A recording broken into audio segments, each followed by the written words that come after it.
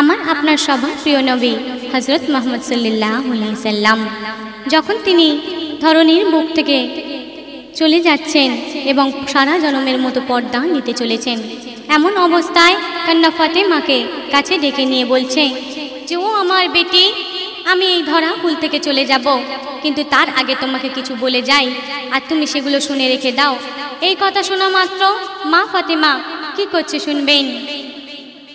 মা ফাতেমা চোখে পানি ঝরে, মা ফাতেমা চোখে পানি ঝরে, কেন আব্বাজি বিদায় নেবে তারে।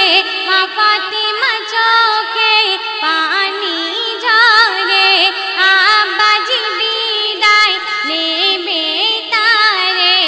আমি কেমনে সহিব,